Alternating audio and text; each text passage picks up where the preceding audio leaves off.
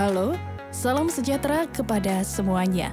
Perkenalkan, kami Ervan Setiawan dan Yusita Titi Hapsari, mahasiswa program Doktor Fakultas Ekonomi dan Bisnis Universitas Negeri Jember.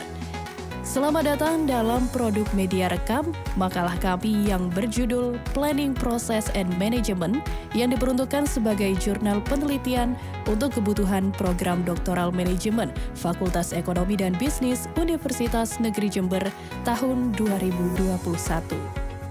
Sebagai awal, izinkan kami menyampaikan bahwa makalah ini kami susun berdasar pada bab keempat dalam buku berjudul Concept and Issues in Management karya Vinod and Patel yang diterbitkan oleh Oxford Book Company tahun 2007 mengenai Planning Process and Management yang menjadi judul utama makalah kami. Makalah Planning Process and Management atau proses perencanaan dan manajemen akan merujuk pada pembahasan mengenai definisi proses manajemen, pentingnya perencanaan, tujuan perencanaan, faktor biaya dalam perencanaan, jenis perencanaan, praktek perdagangan monopolistik, tempat perencanaan, tujuan misi, dan sasaran, serta kami tambah pembahasan mengenai strategi, kebijakan, tren, dan komitmen, serta MBO Management by Objective atau sistem manajemen yang berorientasi pada hasil. Merujuk dari pendapat beberapa tokoh-tokoh akademisi di bidang keahlian manajemen, ekonomi, dan keorganisasian, dapat kami simpulkan dan susun definisi proses perencanaan, yaitu sebagai berikut. William H. Newman dan Charles E. Summer Jr. berpendapat bahwa proses perencanaan meliputi serangkaian kegiatan yang dilakukan dan diawali dengan kesadaran bahwa sesuatu itu perlu dilakukan dengan serius, yakni dengan menentukan siapa melakukan apa dan kapan. Richard N. Farmer dan Barry M. Richman mengemukakan pendapatnya bahwa fungsi perencanaan adalah menentukan tujuan organisasi dan kebijakannya, program, jadwal, prosedur, serta metode apa yang akan digunakan untuk mencapainya. M. E. Harley menuliskan perencanaan merupakan keputusan yang dilakukan sebelumnya tentang apa yang harus dilakukan. Hal tersebut meliputi tujuan kebijakan, pelaksana, dan program yang menjadi acuan alternatif dalam perencanaan. Haynes dan Massey mengemukakan perencanaan adalah fungsi pemangku pelaksana, di mana dia memutuskan terlebih dahulu apa yang akan dia lakukan. George R. Terry mengemukakan perencanaan adalah memilih, menyesuaikan, membuat, dan mengaplikasikan beberapa anggapan tentang tujuan masa depan dalam visualisasi dan perumusan kegiatan yang diusulkan dan diyakini perlu dilakukan untuk mencapai hasil yang diinginkan. Henry Fayol berpendapat bahwa perencanaan adalah memutuskan alternatif terbaik antara lain untuk melakukan manajemen operasi yang berbeda guna mencapai tujuan yang telah ditentukan sebelumnya.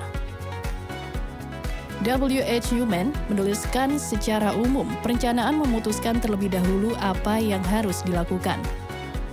Cons dan O'Donnell mengemukakan perencanaan adalah proses intelektual, penentuan secara sadar tindakan, dasar keputusan terhadap tujuan, fakta, dan perkiraan yang dipertimbangkan. L. E. Allen berpendapat bahwa perencanaan adalah strategi yang digunakan untuk mencapai tujuan masa depan. L. Ulrich berpendapat bahwa perencanaan pada dasarnya adalah kecenderungan mental untuk melakukan sesuatu dengan cara yang teratur, berpikir sebelum bertindak, dan bertindak berdasarkan fakta daripada dugaan. Berdasarkan pada pendapat para akademisi dan ahli terkait definisi proses perencanaan tersebut, maka dapat kami simpulkan bahwa esensi mengenai pentingnya perencanaan merujuk pada tindakan pengecekan terhadap 4 aspek utama, yaitu 1. Kontribusinya terhadap maksud dan tujuan, menetapkan tujuan dan standar yang akan digunakan untuk memudahkan pengawasan. 2. Keunggulannya terhadap tugas-tugas manajer, memberikan pengarahan kepada administrator atau non-admin. 3. Daya persuasifnya, memperkecil tumpang tindih dan pemborosan pelaksanaan aktivitas. 4. efisiensi rencana yang dihasilkan. Dengan demikian, kami juga mencatat ada 6 fungsi perencanaan yang terdiri dari 1. Mengantisipasi dan memperkirakan kemungkinan kejadian di masa depan yang tidak dapat diprediksi. 2. Membantu pencapaian tujuan yang telah ditetapkan, membantu menentukan titik tolak dan tujuan usaha. 3. Membantu mengurangi persaingan, mencegah pemborosan waktu, tenaga, dan material. 4. Memudahkan pengawasan, mengurangi ketidakpastian dan perubahan di berbagai faktor. 5. Menjalin kerjasama dan koordinasi antara departemen perusahaan sebagai alat koordinasi. 6. Meminimalkan pekerjaan yang tidak pasti karena perencanaan adalah memilih jalan yang terbaik untuk melakukan rencana perusahaan. Banyak kasus kegagalan sebuah perusahaan karena ketidaksiapan manajer dalam melakukan perencanaan yang merujuk pada faktor pembiayaan. Banyak manajer telah membuat perencanaan yang biayanya lebih besar daripada pendapatan yang dapat diperoleh. Olehnya, merujuk pada pendapat Malcolm Pennington yang menyarankan 5 pedoman berikut, yaitu 1. Melibatkan manajemen puncak hanya pada poin-poin penting dalam proses perencanaan. 2. Melibatkan eksekutif lini dalam mengembangkan rencana. 3. Jangan mencari jawaban yang sempurna. 4. Perencanaan harus memberikan target yang realistis dan cara-cara alternatif untuk mencapainya. Dan 5. Perencanaan harus dimulai dalam skala kecil dan diperluas hanya jika para eksekutif telah mempelajari tekniknya dan yakin akan kegunaannya. Terdapat beberapa tahapan dalam menerapkan langkah proses perencanaan, di antaranya 1. Mengkristalkan peluang atau masalah. 2. Mengamankan dan menganalisis informasi yang diperlukan. 3. Menetapkan janji dan batasan perencanaan. 4. Memastikan tindakan atau rencana alternatif. 5. Memilih rencana yang optimal. 6. Menentukan rencana derivatif. 7. Menetapkan waktu pengenalan. Dan 8. Menyusun evaluasi efektivitas rencana di masa mendatang. Untuk memperkuat langkah proses perencanaan, maka dibutuhkan pula merancang beberapa perencanaan yang terdiri dari perencanaan strategis, perencanaan operasional, dan standing plan atau rencana tetap. Dalam perencanaan strategis dibutuhkan 4 aspek, diantaranya tujuan. Dirancang untuk mencapai tujuan organisasi yang luas, yaitu melaksanakan misi organisasi. Strategi, proses pemilihan tujuan, kebijakan, dan program yang perlu untuk menjamin agar semua dilaksanakan sesuai tujuan. Standar, perencanaan jangka panjang yang formal untuk menentukan dan mencapai tujuan. Kerangka kerja yang dapat meningkatkan ketanggapan dan berfungsinya perusahaan. Dalam perencanaan operasional, 4 aspek yang perlu diperhatikan adalah 1. Single use plan atau rencana sekali pakai dikembangkan untuk mencapai tujuan tertentu dan ditinggalkan manakala rencana telah tercapai. 2. Program atau rencana kerja mencakup serangkaian aktivitas yang relatif luas. 3. Project atau bagian program yang lebih kecil dan mandiri. 4. Budget atau sumber daya keuangan yang disediakan untuk kegiatan tertentu dalam waktu tertentu.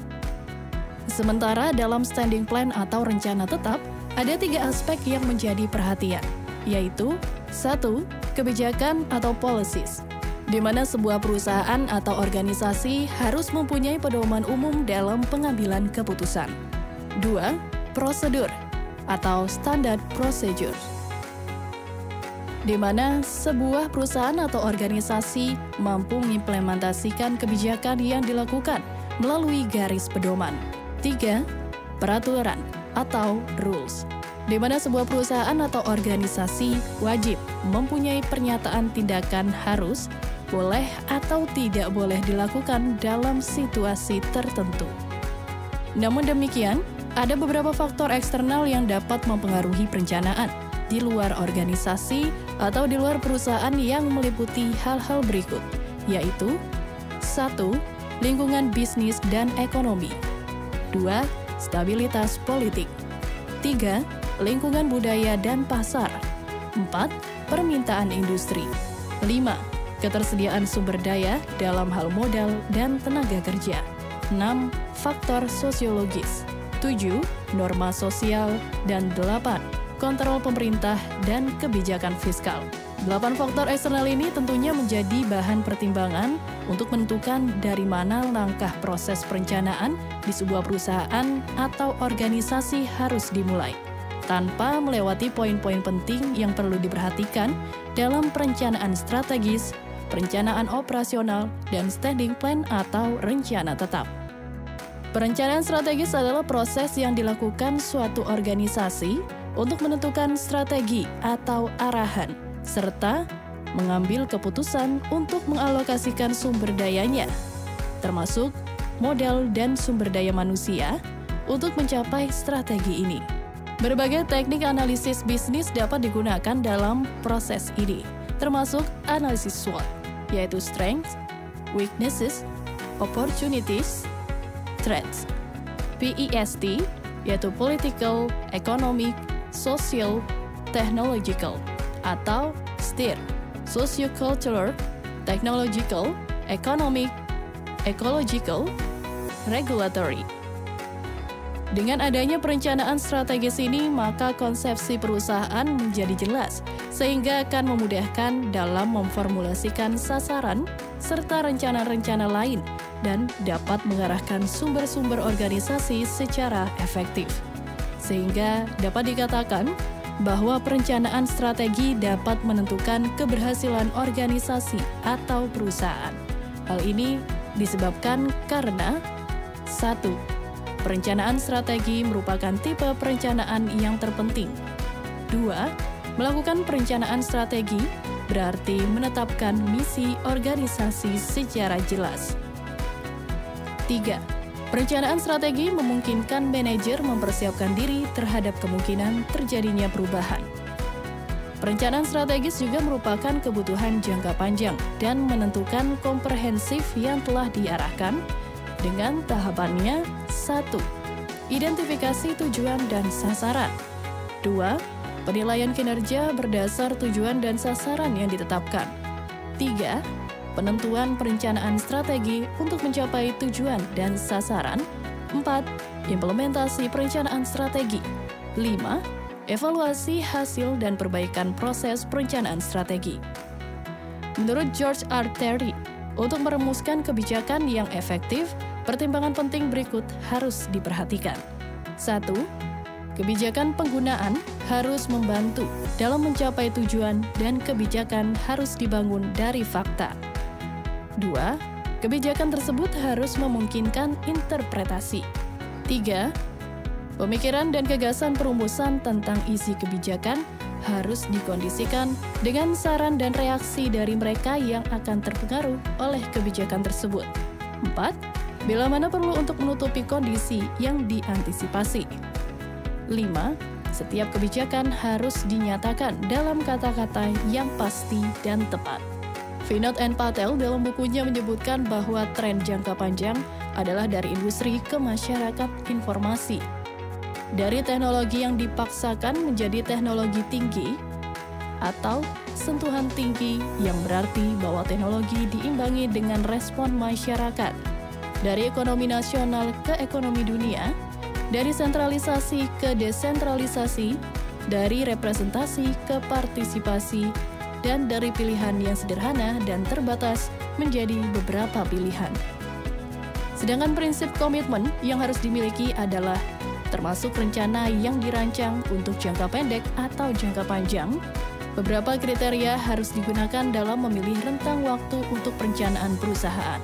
Prinsip komitmen menyatakan secara tersirat bahwa perencanaan jangka panjang sebenarnya bukanlah perencanaan untuk keputusan lebih lanjut, melainkan perencanaan dampak yang terjadi di masa depan akibat dari keputusan yang ditetapkan hari ini dan masih dikenal yang disebut kompromi. Sebagaimana yang kami sampaikan di awal, bahwa dalam bagian akhir produk media rekam makalah Planning Process and Management atau proses perencanaan dan manajemen ini, kami membahas mengenai MBO, Management by Objective atau manajemen berbasis sasaran. Berikut dapat kami sampaikan bahwa manajemen by Objective atau MBO atau manajemen berdasarkan sasaran mengacu pada seperangkat prosedur yang formal atau agak formal, dimulai dengan penetapan sasaran dan dilanjutkan sampai peninjauan kembali hasil pelaksanaannya. Kunci terhadap MBO ialah bahwa MBO merupakan proses partisipasi atau peran serta, yaitu secara aktif melibatkan para manajer dan anggota staf pada setiap tingkat organisasi. MBO adalah metode yang digunakan manajer dan karyawan untuk menjelaskan tujuan dari setiap departemen, proyek, dan orang, serta menggunakan untuk mengawasi kinerja berkelanjutan. Ada 4 langkah dari proses MBO agar pelaksanaan MBO dapat berhasil, yaitu 1. Menetapkan tujuan atau set goal. Ini merupakan langkah yang sulit dalam MBO karena melibatkan karyawan dari setiap tingkatan organisasi. 2. Mengembangkan rencana pelaksanaan atau develop action plan. 3. Meninjau kemajuan yang dicapai atau review progress. 4. Penghargaan atas kinerja keseluruhan atau appraisals overall performance. Sementara itu, pembahasan lain mengenai sistematika jaringan dalam MBO, aktivitas manajerial antara lain: 1. Kajian penelitian. 2. Proses. 3. Pengelolaan yang lebih baik. 4. Organisasi yang jelas. 5. Komitmen pribadi. 6. Pengembangan kontrol yang positif. Demikian dapat kami tayangkan produk media rekam makalah yang berjudul Planning, Process, and Management untuk dapat direspon, dikoreksi, dan dievaluasi menjadi arsip akademis yang dapat memiliki manfaat bagi kepentingan halayak, terutama di bidang ekonomi dan bisnis. Atas segala atensi dan perhatiannya, kami haturkan rasa terima kasih yang mendalam.